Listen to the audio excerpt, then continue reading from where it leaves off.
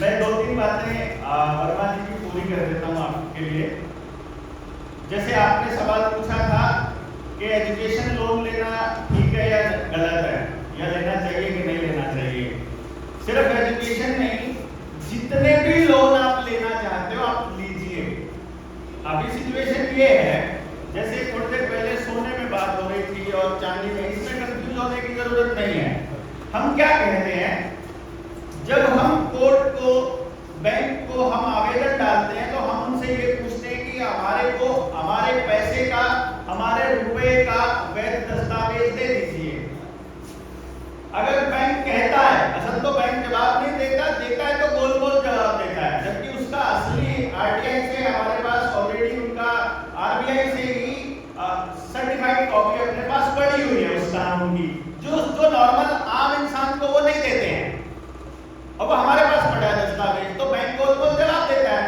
जब वो गोल गोल जवाब देता है तो फिर हम उसका एक ड्राफ्ट बना करके भेजते हैं कि देखो भाई, तुमने हमको जो ये कागज का टुकड़ा दिया था, जिसको तुम कहते हो कि कागज का टुकड़ा दिया था, आप लोगों ने आज तक जितने बैंक के लोन लिए हैं, किसी ने आपको रुपया दिया है या आपके खाते में डिजिट ट्रांसफर करी है? पहले ये बताइए।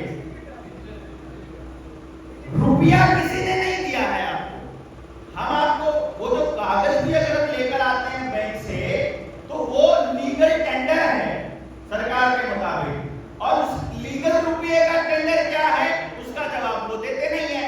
तो जब अपना दस्तावेज लिखकर भेजते हैं कि जो तुम्हारे वाला कागज है, जो तुमने डिजिट ट्रांसफर करी थी, इसमें 1 रुपये में, मतलब इसमें ये समझो, आप उसको ये कहो कि 1 तोला जो है सोना, वो आपके कागज के हिसाब से लगभग 60,000 रुपए में आता है,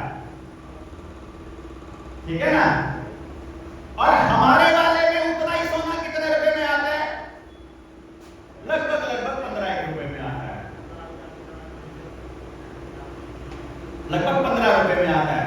यानी उतना ही सोना तुम्हारे वाले 60,000 में आता है, और कानूनी दस्तावेज के हिसाब से उतना ही सोना हमारा 15 रुपए में आता है।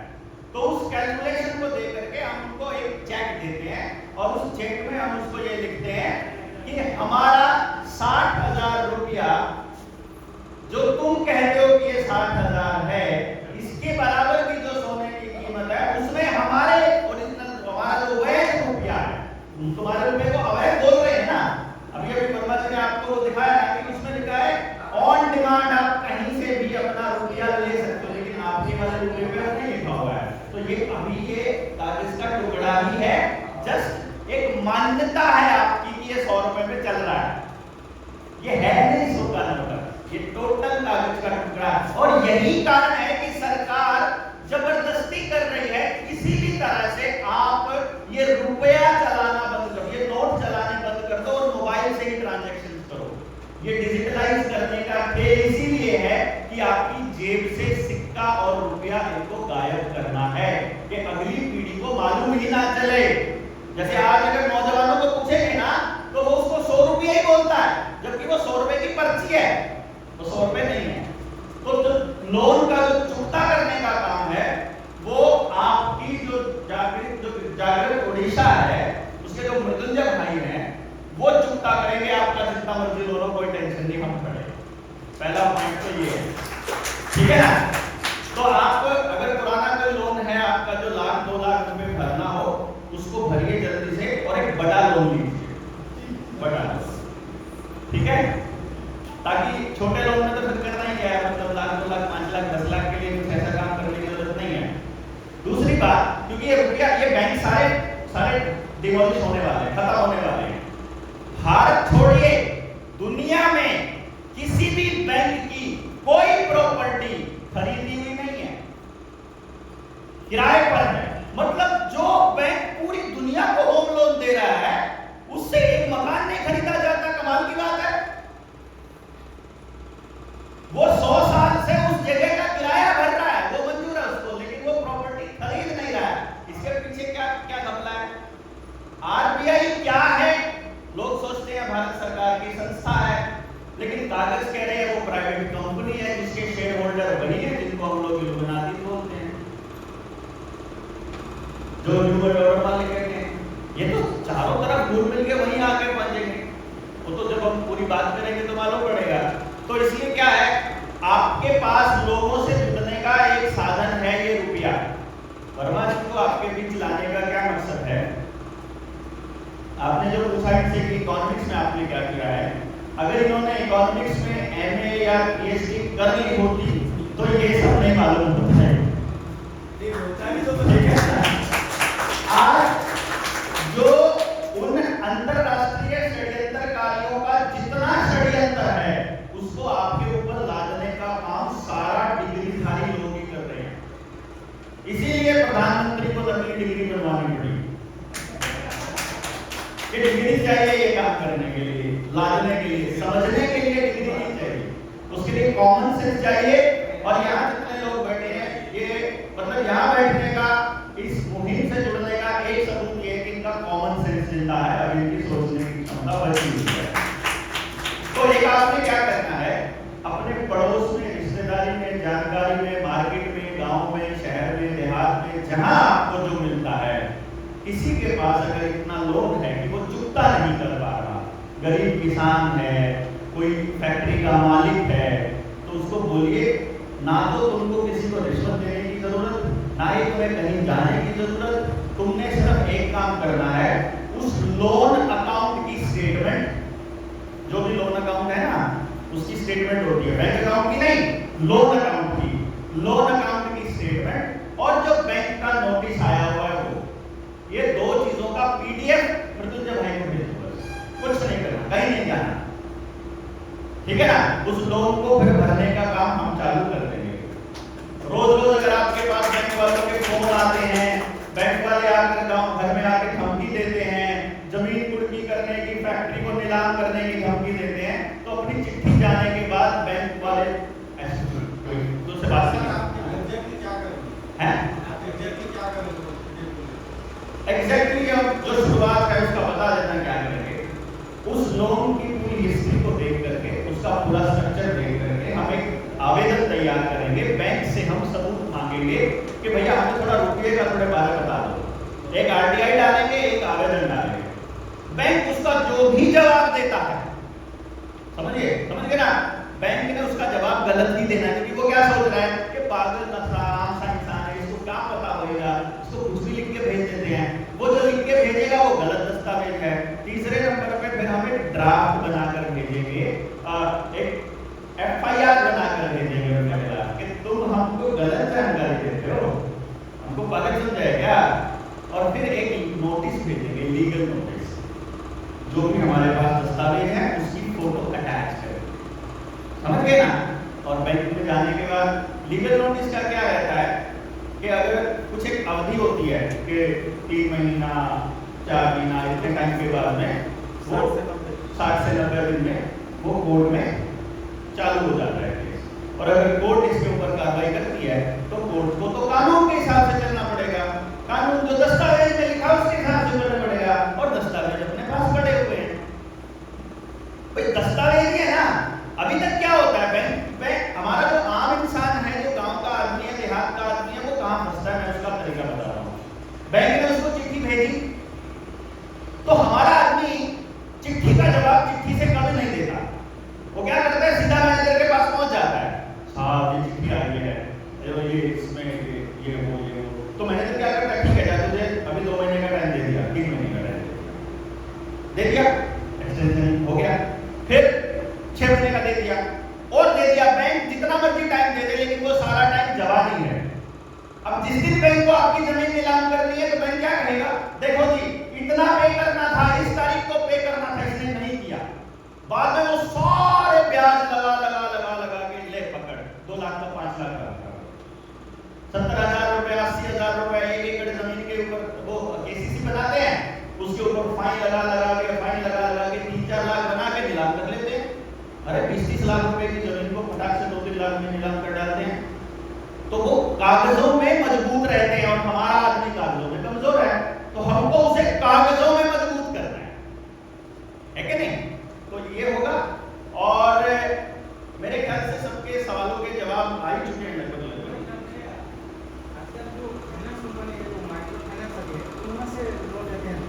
किसी से भी जो रजिस्टर्ड है सरकार के पास लोन देने के लिए, चाहे बजाज वाले हैं, गोल्ड लोन वाले हैं, ये छोटे फिनकॉर्प वाले हैं, सब चलेगा।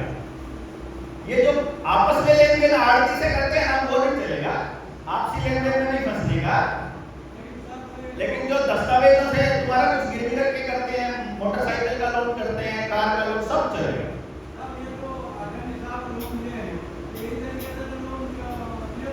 हाँ, क्लियर कर सकते हैं, किसी का भी कर सकते हैं। अगर आपके पास वो निरंतर उसका ये विजय माल्या का नंबर या नीरव मोदी का तो ले आइए, हम कर देंगे, हम कर सकते हैं, कोई दिक्कत नहीं है।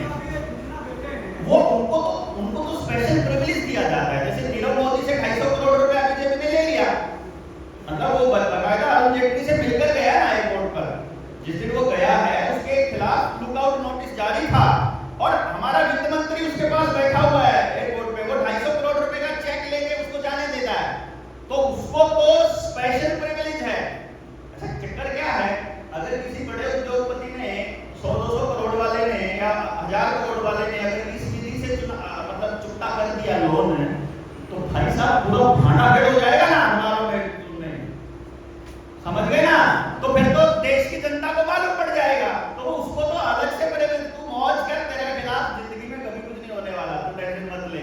ये अपना, अरे इतने सारे लोगों की जमीनों के ऊपर उसका, भाई देखो ना, जो नीरव मोदी आपका पैसा लूट कर जाएगा, उसी से तो हमारी इकोनॉमी को ध्वस्त होगी ना, उसी से तो आपके ऊपर नए टैक्सेस लगाने का एक बहाना मिलेगा ना, इसी से तो आपको बैंक में ट्रांजैक्शन, हर ट्रांजैक्शन में पैसा लेंगे ना, इसी की वजह से तो आपका सिलेंडर इतना महंगा होगा ना, इसी की वजह से तो टोल टैक्स के रेट महंगे होंगे ना, इसी की वजह से तो टैक्सेस बढ़ेंगे ना। इससे बहाना मिलता है ना सरकार को कि वो लोग ले गए तो इकोनॉमी के अंदर डालना है। हम चुकता सबका कर सकते हैं, ढूंढ रहे हैं हम कोई 100 करोड़ 500 करोड़ वाला, अगर ऐसा तो आपके आंदोलन के लिए भी फंडिंग आ जाएगी ना।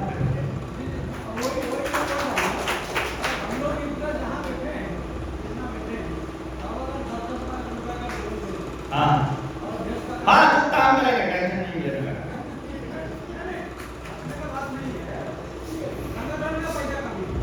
हाँ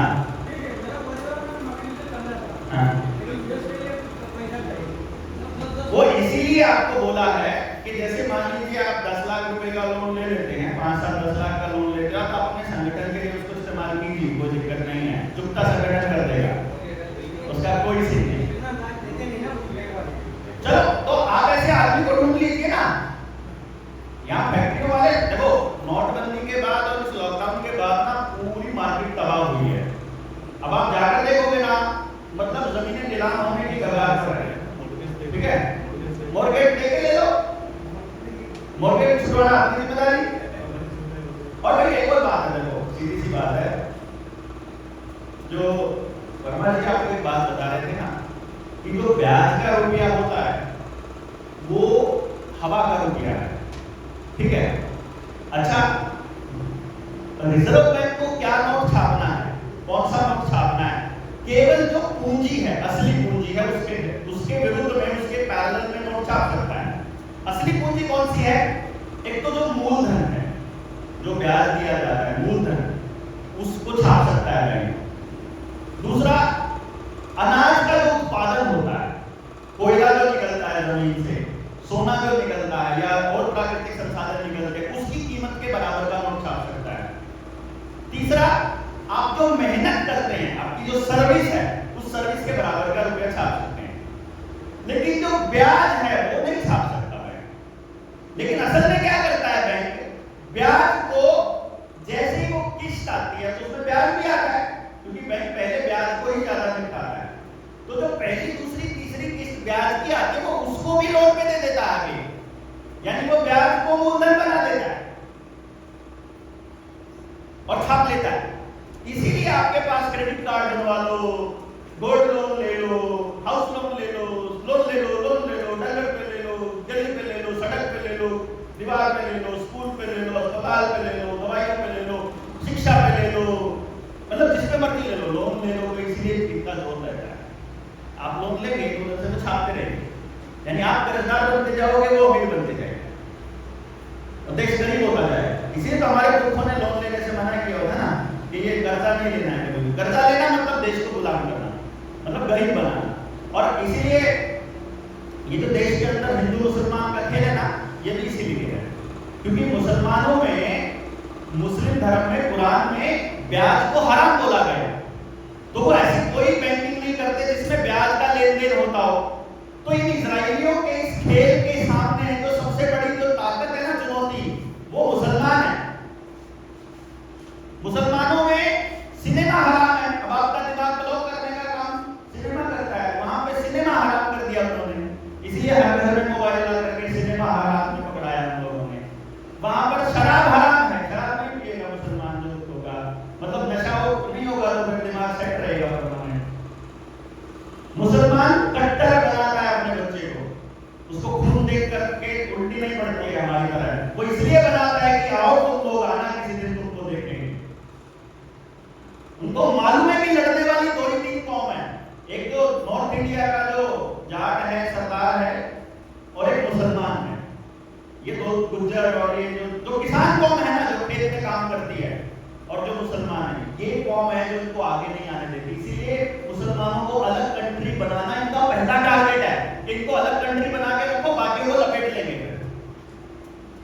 वो तो यहाँ पे इतने ज्यादा बढ़ गए, इन्होंने तो 1947 में भी यही किया था कि पाकिस्तान बना दिया, उधर से बांग्लादेश बना दिया, उधर से कि इनको यहाँ मरने दो, बलने दो। तो हम लोगों को इनको इसलिए अलग किया था ना कि ये लोग क्या होते हैं बेचारे अहिंसा वाले, कोई पीछे कोई आएगा तो कहेगा ठीक है दो मार ले थप्पड़, गांधी को कह दिया जाए थप्पड़ मारे किधर मार, है ना। तो वो वाला चक्कर में इनको पता है कि इन लोगों को रगड़ा जा सकता है, इनका सुरक्षा करेगा तो ये जाट करेगा, मुसलमान करेगा, सिख करेगा, गुजर करेगा, राजपूत करेगा, इनको बदनाम कर दो, इनको गुंडा बना दो, मतलब एक एक करके आंदोलन खड़े करो और इनको बदनाम कर दो, ताकि आम जो इंसानों की लड़ाई है वो, मतलब नौकरी पेशा आदमी लड़ाई लड़ने वाला पोजीशन में होता ही नहीं है। तो इस गेम को पूरे को समझना बड़ा जरूरी है। लेकिन अभी फिलहाल के लिए लोन पे बात थी तो लोन पे ही करते हैं, बाकी वीडियो ऑर्डर पे बात न करेंगे।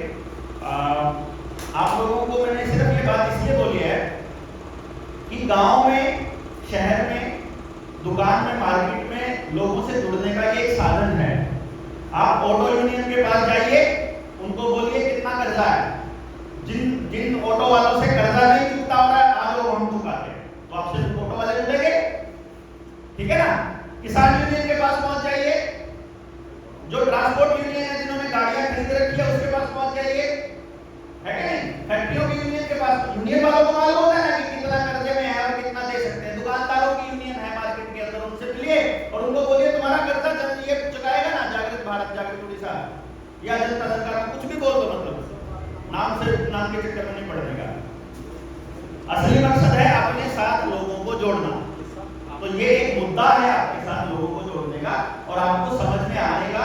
तो प्रैक्टिकल में आप में से हमने बहुत प्रैक्टिकल कर लिए अपने जनता सरकार में जाके, साथियों ने खूब प्रैक्टिकल करके देखा। बैंक वाले, एक बैंक वाले ने तो क्या किया, 15 दिन तक पड़ा रहा उसके पास हमारा कागज, और 15 दिन के बाद वो वैसा का वैसा पैक करके रिफ्यूज करके भेजा, और दिख रहा है पढ़ के मतलब रिसीव करके फिर वापस भेज दिया कि हम जवाब नहीं देंगे इसका। तो इसलिए लड़ाई लंबी है, अलग अलग मुद्दों पे हमारी समझ बनना जरूरी है। और ये समझ ना तो वर्मा जी के बताने से बनेगी ना हमारे बनाने से बनेगी, आपके खुद पढ़ने से बनेगी।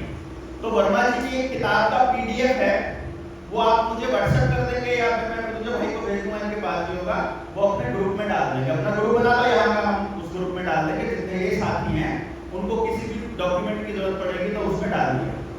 उसमें 8 कबाड़ जो कहीं और डालते हैं उस ग्रुप में मत डालना, इसमें सिर्फ जानकारी वाला कि ये वाला डॉक्यूमेंट चाहिए किसी को, ये वाला डॉक्यूमेंट चाहिए। इस तरह से हम एक अपना एक लेवल बढ़ाएंगे, खुद से स्टडी करेंगे। आपको क्या करना है, खुद से पढ़ना है। तो आपको मालूम होगा कि जब आप किसी से बात कर रहे हो तो आपने शुरू कहां से करनी और खत्म कहां से करनी। हमारे जब बातों को कॉपी करोगे तो गड़बड़ हो जाएगा ना। अपनी समझ डेवलप करनी है, तो आप लोगों की समझ डेवलप होगी खुद पढ़ने से। वो डॉक्यूमेंट हम आपको दे देंगे जो बनाया है, जिसके ऊपर पूरे RTI इसका कॉपी भी है, और फिर आने वाले वक्त में वो किताब बन जाएगी। तब तक हम लोगों के साथ लोगों को जोड़ेंगे और जिस तरीके से लोग जुड़ेंगे उस तरह से हम आगे बढ़ेंगे। तो अभी इसको यही खत्म करते हैं, अगला कार्यक्रम जो होगा वो